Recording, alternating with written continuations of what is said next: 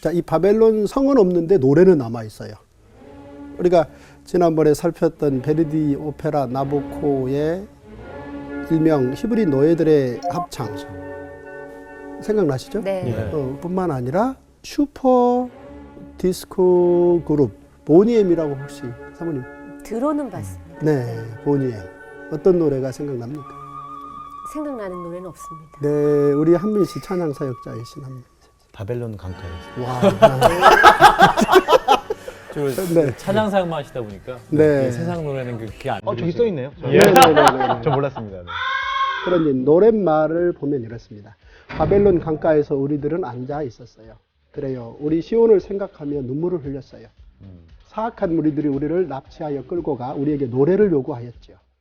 그런데 우리가 어떻게 이방의 땅에서 주님의 노래를 부를 수 있겠어요? 우리들의 입술 사이로 흘러나오는 언어와 마음속에 연근은 명상을 오늘 밤 주님의 눈앞에서 거두어 주소서. 자, 이 배경이 되는 노랫말의 이야기는 2600년 전 이야기입니다. 얼마나 많은 노랫거리들이 있어요. 그런데 왜 우리 시대에 이 즐겨 부르는 이 노래의 이야기의 바탕이 2600년 전 바벨론 제국과 관련이 있느냐. 그만큼 그 안에 많은 이야기를 담고 있다. 이렇게 보시면 되겠습니다. 자, 일단 슬픈 노래를 부르기가 쉽지가 않아요. 자, 콧노래를 부른다. 이거는 슬픈 노래입니까? 기쁜 노래입니까? 콧노래는 기쁜 기쁠 때 기쁜 나오죠. 노래죠. 그런데 예루살렘에서 끌어온 사람들, 바로 이들이 이제 바벨론 강가에서 노래를 불렀다는 거잖아요. 처음에 노래를 부르고 싶지 않았습니다. 그런데 왜 노래를 불렀죠? 아, 슬퍼서. 와우. 마음의 위안을 삼으려. 네, 어떻습니까? 이 군대 다녀오셨죠, 원구 씨? 저는 파병까지 갔다 왔어요.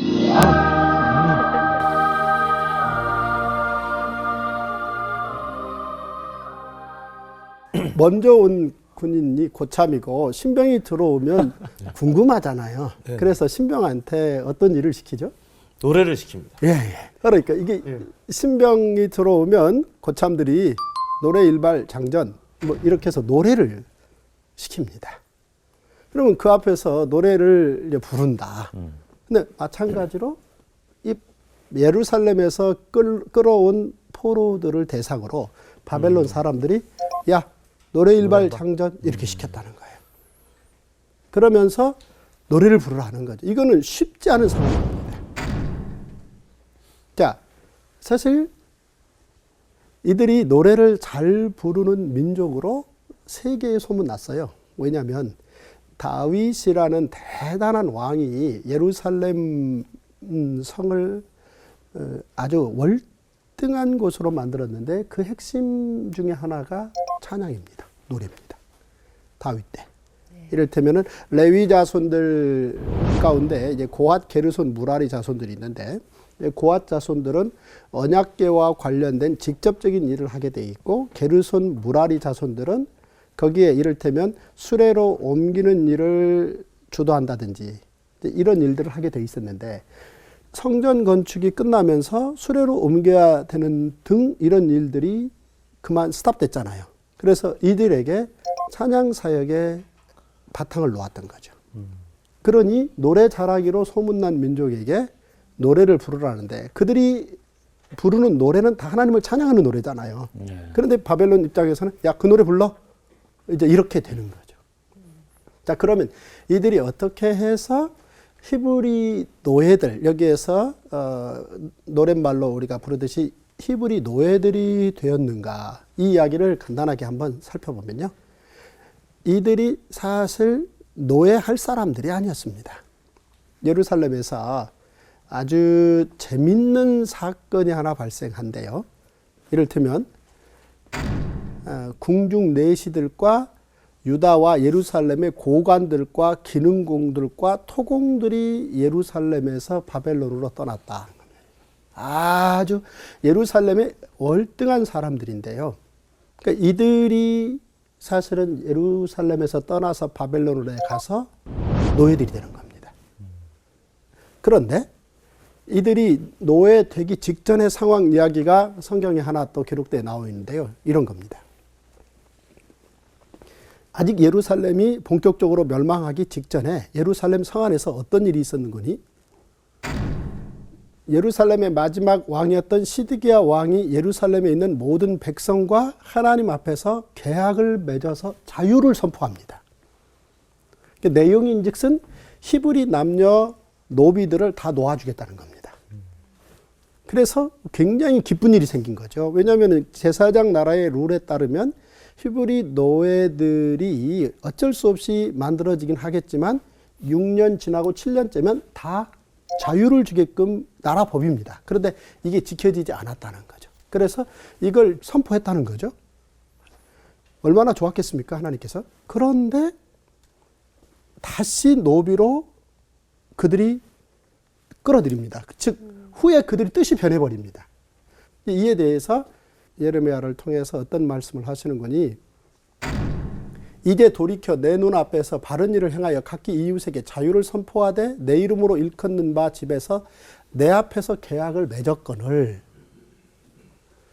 다시 너희가 복종시켜 너희의 노비로 삼았도다. 그러므로 너희가 나에게 순종하지 아니하고 각기 형제와 이웃에게 자유를 선포한 것을 실행하지 아니하였은즉 내가 너희를 대적하여 칼과 전염병과 기근에게 자유를 주리라. 이렇게 얘기해버리는 거죠. 예루살렘에 그 종을 부리고 살던 그 대단한 사람들 있지 않습니까? 이 사람들이 이제 칼과 기근의 그 자유를 줬다는 얘기는 그들 손에 넘어가 버렸다는 거예요.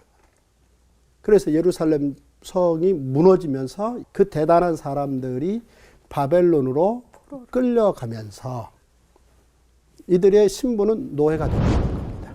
그리고 바벨론은 이들을 데려다가 사실은 이제 투트랙을 하는데요. 다음 시간에 말씀드리겠습니다만은 대체적으로 99.9%를 노예화하고 바로 이들의 삶의 이야기가 히브리 노예들이라고 불러지게 되는 사람들이 되는 거죠. 이 사람들이 종을 부리던 사람들입니다. 그런데 가서 종로로 타는 거죠. 종로로 타면서 무슨 일을 하느냐? 이제 성을 쌓는 겁니다. 이들이. 그런데 사실 히브리 노예들의 합창이라는 말이 시사하는 바가 굉장히 큰데요. 말씀드렸습니다마는 이전 아수르 제국은 사마리아에서 엘리트들을 끌어다가 합창시키지 않았다는 얘기잖아요. 그러니까 노예화하지 않았다는 겁니다. 그래서 그들은 슬픈 노래를 부르지 않았던 거죠. 근데 이들은 이제 슬픈 노래를 부르면서 이제 기도를 하는 거죠. 근데 처음에 사실 이들이 예루살렘에서 바벨론으로 끌려온 상황에서요, 바로 슬픈 노래까지 깊게 안 들어갑니다. 이들이 처음에 예루살렘에서 바벨론으로 끌어왔을 때 이들의 모습은 어땠을 것 같습니까, 사모님? 사마리아인들을 생각을 해서 우리도 그런 수준에 머물지 않겠나라는 예측을 했었을 것 같은데요. 네. 기대감? 한민 씨. 뭔가 새로운 삶을 살아가는 하나의 기대감을 갖지 않았을까? 옹구 씨? 저는 어쨌든 되게 절망적일 것 같은데요. 절망. 네. 재웅 씨. 낯섦과 불안함. 네. 투덜댐이었습니다. 예. 투덜이. 뭐라고 투덜거렸습니까? 두 가지를 투덜거렸습니다. 첫째, 하나님이 힘이 없으신 것 같아. 우리를 바벨론에게 넘기시고 힘이 없어서 우리를 못 지키셨다. 이렇게 투덜거렸고 처음에. 처음부터 이들이 무슨 깊은 슬픔의 노래를 부를 실력이 안 됩니다. 두 번째는요. 하나님이 불공평하신 것 같아. 무슨 얘기냐면요. 아니 우리 조상들이 신 걸 먹었는데 우리 이가 시고 있다. 그러니까 아비가 신 걸 먹었는데 자녀의 이가 시다는 거죠. 그러니 조상들이 잘못한 걸 왜 우리에게 처벌하시는 거야? 하나님 공평하시지 않으셔? 이렇게 투덜투덜 됐다는 겁니다. 자, 그런데 이들이 이제 그 하나님이 보내신 선지자들, 이를테면 예레미야 혹은 에스겔, 이들의 도움을 받습니다. 이들의 도움을 받으면서 이제 이들에게 투덜댈 일이 아니다. 이건 큰 그림을 하나님이 그리셨다.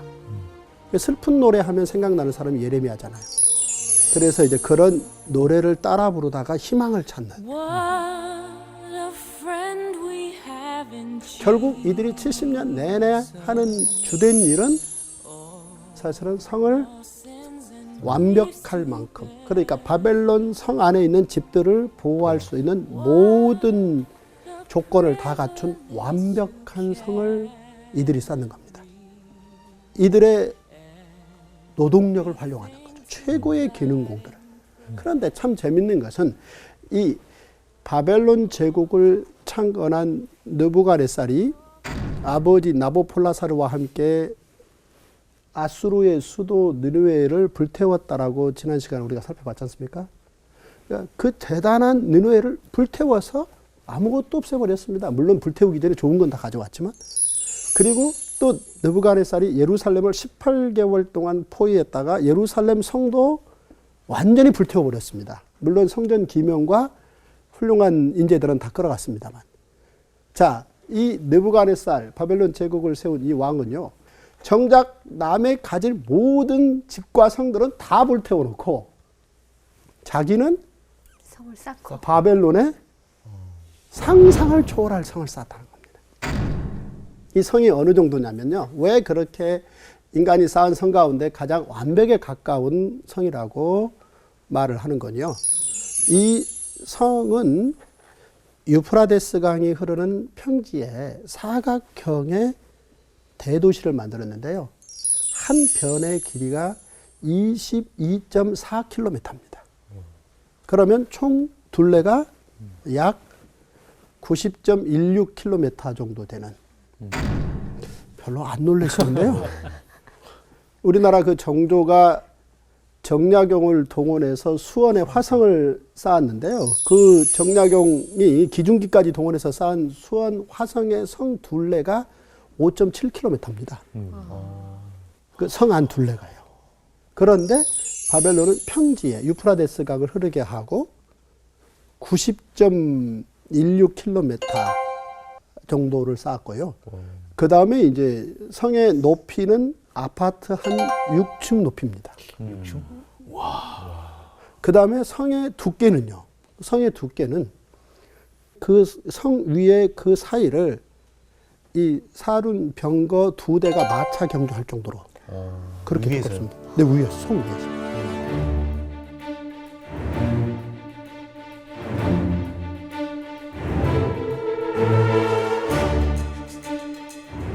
그리고 이제 대체적으로 이제 성의 약점이 그 문이잖아요. 네네.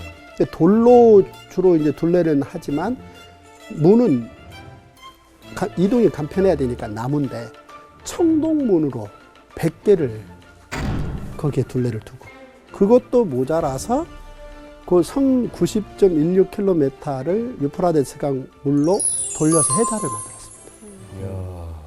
자, 따라서 그 안에서는 완벽한 도시 기능이 가능한 거죠. 그러니까 성 밖에서 그 성을 넘어간다라는 것은 불가능하다. 그런 얘기입니다. 자, 그런 성을 단시간에 그렇게 월등하게 쌓았는데 그 가능한 이유가 뭐였겠습니까? 바로 이렇게 노예들입니다. 그리고 노예들도 월등한 노예들, 전문직 노예. 이를테면 최고의 노예들을 데려다가 격리 수용시키고 이들에게 집중적으로 그 완벽한 성을 쌓게 한 겁니다. 이 가운데 이제 히브리 노예들이 노래를 불렀다, 이렇게 보시면 되겠는데요. 그런데 이 완벽하게 쌓여진 이 성이 하루아침에 사라져 버렸습니다. 사실은 일단 2차적으로 사라지는데 1차적으로 보면은 이렇게 대단한 성을 쌓았는데 이 바벨론 성문이 밖에서 열릴 수 있는 건 불가능한데 안에서 열리는 사건이 발생합니다. 이게 무슨 얘기냐? 대략 크게 보면은 성을 쌓은 지 70여 년 만에 페르시아의 키루스 2세가 바벨론 성으로 진군해 갑니다. 이 자세한 이야기를 이제 다음에 살펴보겠습니다만은, 이 페르시아라는 나라는 또 다른 나라인데요. 이 페르시아의 이 키루스 2세가 오피스라는 전투에서 바벨론 군과 싸워서 승기를 잡습니다. 그리고 소문이 나죠. 그리고 이 키루스 2세가 바벨론 성 앞으로 갑니다. 가는데요. 사실 그 바벨론 성을 넘는다라는 것은 그건 불가능합니다. 그런데 웬일입니까? 성 앞에 갔는데 성문이 열려 있습니다. 그래서 페르시아의 키루스 2세가 성 안으로, 열린 성 안으로 그냥 들어갑니다. 그런데 그 성 안에서는 지금 무슨 일이 벌어지고 있는 거죠, 성원님? 잔치. 잔치. 누가요? 누가 잔치를 벌이고 있습니까? 왕과 어느 왕이죠? 느부갓네살 왕. 느부갓네살이 그렇게 오래 삽니까? 옛날 수명으로는 좀 길지 않았을까? 이게 벨사살이라는 왕이죠. 다니엘이 그 꿈을 해몽하고 했던 거 생각납니까? 네. 그 잔치가 벌어지고 있습니다. 자, 페르시아의 왕이 바벨론 성을 점령하기 위해서 지금 바벨론 성으로 오고 있다라는 걸 아는데도 바벨론 성 안에서 왕궁에서 벨사살이 1000여 명의 귀족들을 모아놓고 예루살렘 성전에서 가져온 성전 기명의 5,400여 개가 지금 바벨론 신전에 보관돼 있죠.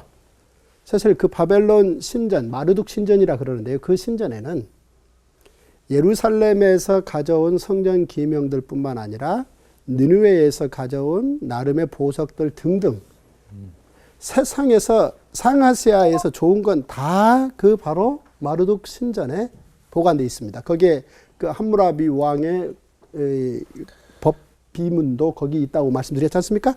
그 안에 다 넣어놓고 있는 겁니다. 한마디로 그 마르둑 신전은 지금으로 볼 것 같으면은 세계 최고의 박물관이라고 봐야 되겠죠. 가장 좋은 것만 있는. 그런데 그 박물관의 가장 좋은 것 중에 최고 좋은 성전 기명들을 가져오라 그래서 그 1000명이 잔치를 벌이는데 그 그릇을 즐기는 거죠. 자, 최고의 이 잔치는 음식만 있어서는 안 되죠. 네. 어떻게 해야 분위기가 가장 좋습니까, 사모님? 잔치 음주가무요. 네? 음주가무. 음주가무. 풍악을 풍악. 올렸는데. 풍악. 네, 다 좋은 걸 자랑해야죠. 좋은 걸 자랑해야 네, 된다. 뭔가 이렇게. 네. 찻잔 중. 네, 그렇죠. 우리 원구 씨 대답을 정확하게 했습니다. 잔치에는 뭐니 해도 그릇입니다. 그릇. 신혼집 마늘에서 요즘 그릇을 많이 사요. 아, 제가 인터넷으로 샀어요. 이 그릇입니다. 그래서 이제 이를테면은 이제 서양의 그 왕실 귀족들 가면은 그릇을 쌓아두는 방이 한 10개씩 있죠. 왜냐면은 그릇을 한 10,000개, 20,000개를 보관을 해야 되니까요, 접시를. 왜냐면 한 500명, 1000명이 한 10번 코스를 하려면 설거지 하면서 내놓을 수는 없으니까 대략 한 2만 개 정도의 접시는 있어야. 상상이 안 가네요. 2만 개. 그렇죠. 저희는 주로 식판을 쓰는데 네. 여기 그게 상상이 안 가면 이 바벨론 성 이야기는 진짜 상상이 안 가는 그러겠네요. 겁니다. 이게. 다 금잔과 금그릇일 거 아니에요. 네, 맞습니다. 네. 자, 그렇게 월등한 좋은 것들을 꺼내서 벨사살은 거기서 축제하고 있는 겁니다. 지금 페르시아의 키루스 2세가 바벨론 성 안으로 들어왔는데도 성문을 왜 안 잠그고 했을까요? 안에서 열어준 거죠. 그러면 이게 이제 궁금한 거죠. 첩자가 있나? 이제 왜 그랬는지 이게 말씀을 드리려면요. 바벨론의 느부갓네살은 정말 월등한 잔인하고 치밀한, 그래서 이 두 가지를 합하면 세상에서 가장 월등한 리더 중에 한 사람이었다. 그러니 그 힘을 가지고 완벽에 가까운 성을 쌓았다라고 볼 수 있지 않겠습니까? 자기 민족을 보호하기 위해서. 그런데 이 바벨론의 느부갓네살의 아들은 마르둑이라는 이름을 지어줬는데 아버지만큼 똑똑하지 못합니다. 따라서 느부갓네살의 아들이 느부갓네살의 사위에게 암살당합니다. 그런데 그 사위가 왕노릇하다가 아들에게 물려주는데 이 아들도 그렇게 월등하지 못해서 나보니두스라는 바벨론의 한 장수가 월등한데요. 느부갓네살 가문을 없애버립니다. 그리고 새로운 왕이 됩니다. 이 나보니두스가. 근데 문제는 이 나보니두스가 한 10년 정도 통치를 하는데 이 나보니두스 통치 기간에 아들 벨사살에게 바벨론의 그 통치권을 맡기고 이 나보니두스는 성을 나가서 어느 사막에서 시간을 머뭅니다. 뭐 하는 건가? 정복전쟁하는 건가? 아니요. 이 사람은 종교가 다릅니다. 그러니까 느부갓네살과 바벨론 민족의 종교는 마르둑 신앙인데 새로운 통치자인 이 나보니두스의 종교는 신, 그러니까 신을 섬기는 이 신발신 말고요. 예, 이게 아, 마르둑이라고 그럼요. 말하듯이 이제 신이라 그러는데 그 신을 섬기는 종교로 지배층 종교가 바뀐 겁니다. 그러니까 문제는 이 나보니두스가 이 바벨론의 새로운 권력자가 되어서 새로운 종교를 갖자. 그동안 오랫동안 내려왔던 이 바벨론의 민족 종교, 마르둑 종교인데요. 이 종교에 대한 이 권력의 억압이 들어갑니다. 이 마르둑 종교로 들어가면 그 핵심이 뉴 이어 페스티벌을 해서 신년이 바뀔 때 거대한 축제를 하는데 이 거대한 축제를 10년 동안 막아버린 겁니다. 권력으로. 그러자 마르둑 그 제사장들, 사제들이 불만을 갖는 거죠. 그 새 권력에 대해서 불만을 가지고 있다가 그 페르시아가 바벨론의 군대와 오피스에서 싸워서 이겼다는 얘기를 듣자 바벨론 성 안의 마르둑 제사장들이 잘 됐다. 페르시아의 왕을 해방자로 문을 열어버린 겁니다. 그래서 돌아와버린 겁니다. 자, 그러면서 그 거대한 성이 안에서 열려버리는 거예요.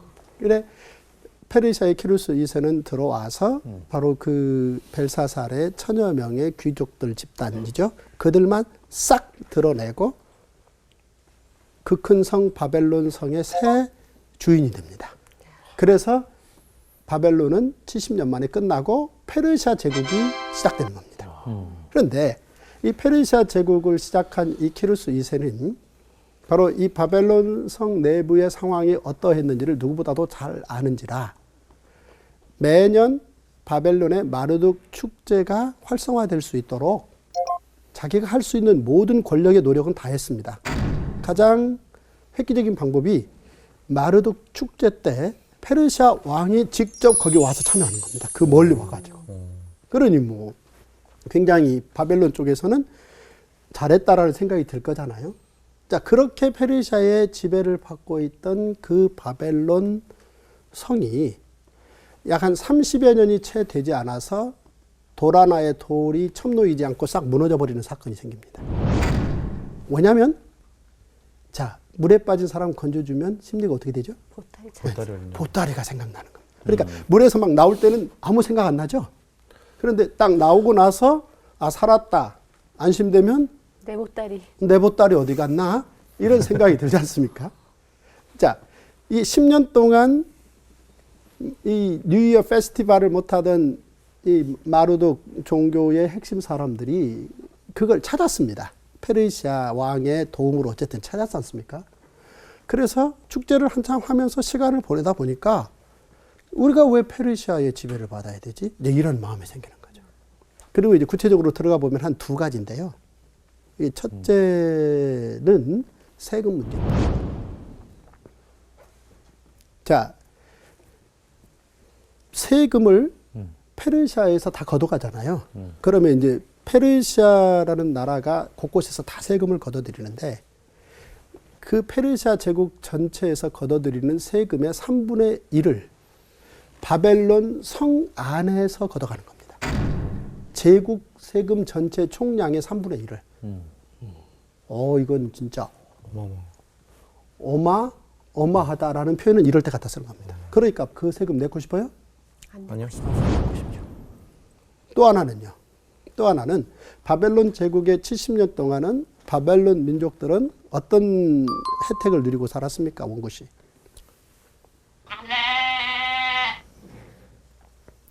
바벨론 민족이 혜택을 누리고 살았나요? 네. 정말 견고한 성 안에서 또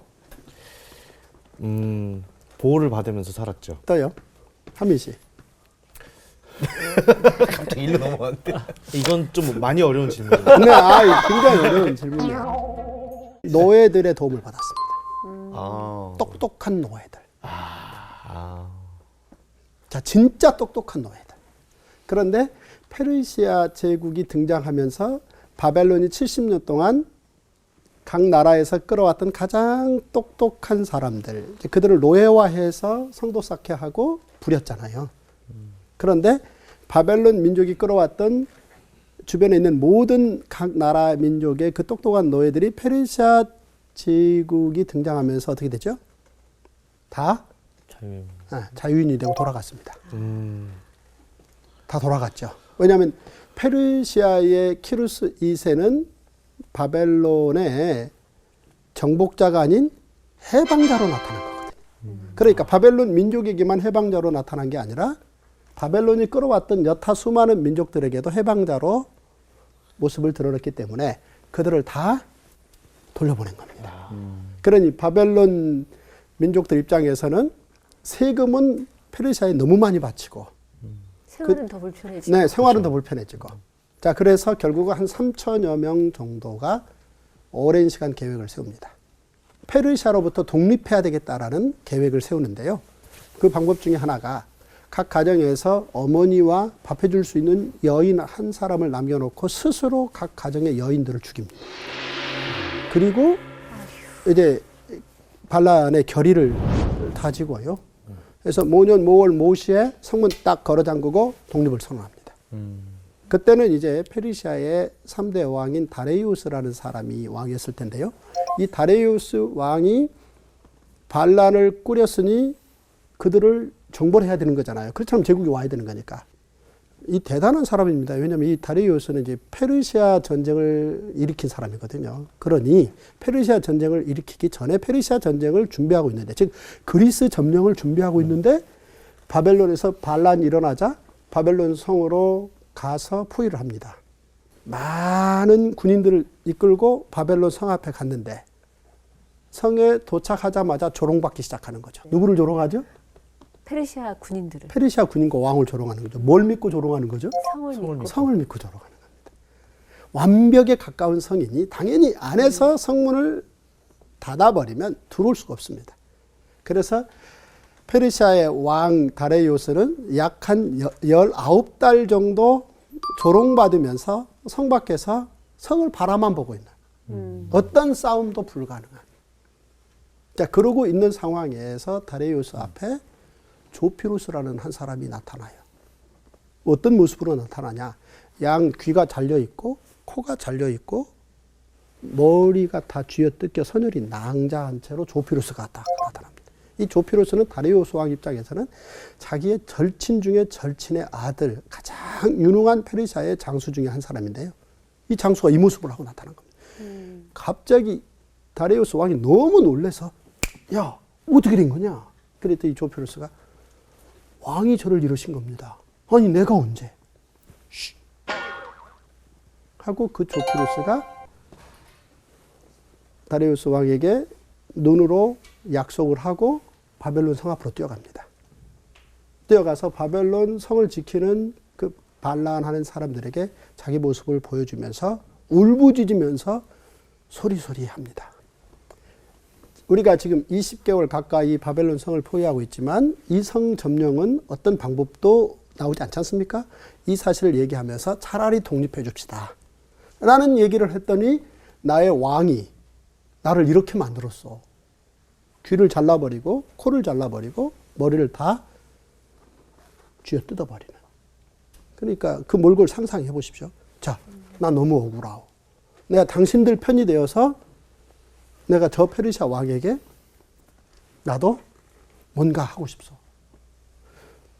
그 모습을 보니 바벨론 반란군들 입장에서 믿을 수도 없고 그렇다고 안 믿을 수도 없고, 그래서 성문을 열고 조피루스를 들여놓죠. 자, 조피루스가 아이디어를 주어서 페르시아의 군인들 약 한 2천여 명 정도를 한번 죽여버립니다. 자, 무슨 얘기입니까? 그 2천여 명들은 이미 페르시아의 왕 다레우스에게 조피루스가 노예 군인들을 앞에 갖다 펼쳐놓으라고 얘기한 겁니다. 그래서 페르시아의 노예 군인들을 조피루스가 이끄는 바벨론 반란군들이 나가서 2천여 명을 죽입니다. 그리고 조피루스가 바벨론 반란군들을 데리고 성문을 열고 나와서 2,000명 이상 되는 페르시아 노예 군인들을 또 한 번 죽입니다.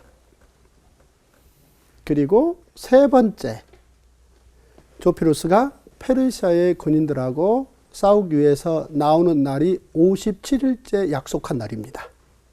그쯤 되니까 바벨론 반란군들이 조피루스에게 성총 수비 대장을 맡깁니다. 그날 밤 바벨론 성문이 안에서 열립니다. 왜냐하면 57일을 약속한 겁니다. 그리고 다리우스가 성 안으로 들어갑니다.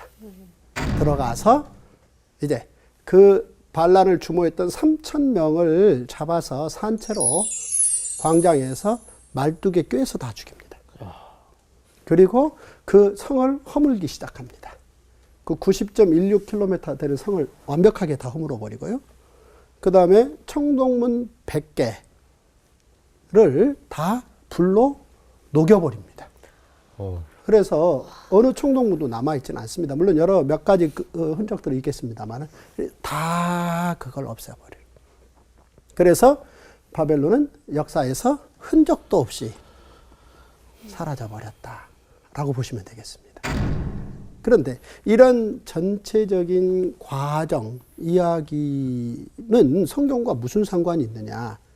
바로 성경에 아주 재밌는 내용이 하나 나와 있는데요. 바로 이제 이 내용입니다. 예레미야의 기록입니다. 자, 모든 땅이 폐허가 되고 놀랄 일이 될 것이며 이 민족들은 70년 동안 바벨론 왕을 섬기리라. 여호와의 말씀이니라. 70년이 끝나면 내가 바벨론 왕과 그의 나라와 갈대아인의 그 땅을 그 죄악으로 말미암아 벌하여 영원히 폐허가 되게 하되 내가 그 땅을 향하여 선언한 바 곧 예레미야가 모든 민족을 향하여 예언하고 이 책에 기록한 나의 모든 말을 그 땅에 임하게 하리라. 자, 예레미야는 바벨론이 멸망하는 걸 보았습니까? 못 봤습니까? 자, 이 기록은 바벨론 멸망 전 기록입니까? 후 기록입니까? 전 기록입니다. 여기 책 기록, 이게 이렇게 중요한 겁니다. 사실 이 기록이라는 게요, 우리가 말은 많이 하고 사는데 기록은 많이 안 하고 살아요. 그리고 우리가 개인적으로 한 기록들은요, 그 개인이 이 세상을 마감하는 순간 없어져 버려요. 공적 어떤 기록이라는 게 정말 쉽지가 않습니다. 그런데 세월 지나놓고 보니 바벨론 성은 그렇게 한순간에 그냥 바람처럼 사라져 버렸다라는 겁니다. 자, 성경은 이렇게 말합니다. 여호와께서 집을 세우지 아니하시면 집을 짓는 자의 수고가 헛되고 여호와께서 성을 지키지 아니하시면 파수꾼에 깨어 있음이 허사로다. 자, 그런 얘기를 하고 있고요. 그 다음에 이제 그런 말씀이 있습니다. 참새 2마리가 한 아사리온에 팔리지 않느냐. 여기서 이제 아사리온은 로마의 화폐인데요. 약 한 5,600원 내지 5,700원 정도 되는 돈인데 그 정도 돈이면 참새 2마리를 살 수 있다는 거죠. 그런데 너희 하늘의 아버지께서 허락하지 아니하시면 참새 1마리도 땅에 떨어지지 않는다. 그랬습니다. 자, 풀은 마르고 꽃은 시드나 주의 말씀은 영원하다. 이렇게 말씀을 하는 건데요. 예레미야를 통해서 하신 말씀, 그러니까 끝나고 보고 그랬다라고 기록한 게 아니라 그러기 전에 그들을 그렇게 경영하실 것이다 라는 이야기 기록을 남겼다라는 거. 이게 이제 사실은 그 성경과 바벨론 이야기고, 이게 보니엠의 그런 노래 스토리나 그 히브리 노예들의 합창의 스토리가 바탕이 될 수 있었다라는 이야기입니다. 다음 시간에는 이제 바벨론 이야기를 마무리하겠습니다. 여기까지.